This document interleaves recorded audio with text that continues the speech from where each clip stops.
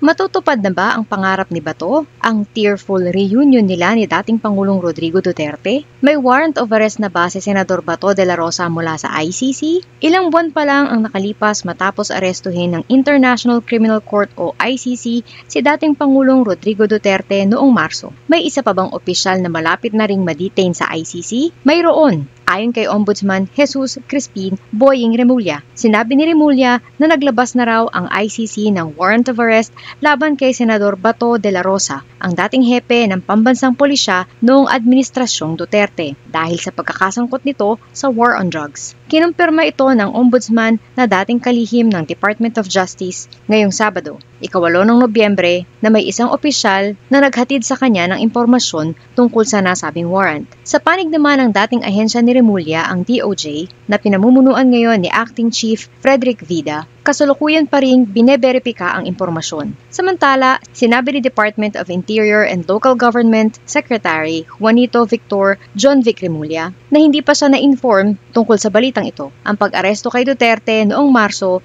ay idinaan ng ICC sa Interpol. Ipinatupad naman ng mga otoridad ng Pilipinas ang warrant ng ICC batay sa prinsipyo ng pakikipagtulungan sa pandaigdigang organisasyon ng pulisya. Ang mga warrant ng ICC ay karaniwang inililihim. Noong inaresto si Duterte, isinapubliko lamang ang warrant matapos na mapasailalim ang dating Pangulo sa kustodiya ng mga otoridad. Sinabi ni Israelito Torion, abogado ni De La Rosa, na batid nila ang mga ulat tungkol sa umano'y warrant at idinagdag na hihintayin muna nila ang opisyal na kumpirmasyon bago magbigay ng anumang pahayag. Ayon kay Senate President Tito Soto, hindi nila papayagan ang pag-aresto sa loob ng Senado, ngunit magiging ibang usapin na ito kung gagawin sa labas ng bulwagan ng Senado. Ang idol ni De La Rosa na si Duterte ay kasalukuyang nasa detention center ng ICC sa The Hague, Netherlands, matapos siyang arestuhin sa Maynila noong Marso. Nahaharap siya sa kasong Crimes Against Humanity dahil sa drug war na ikinamatay ng halos 30,000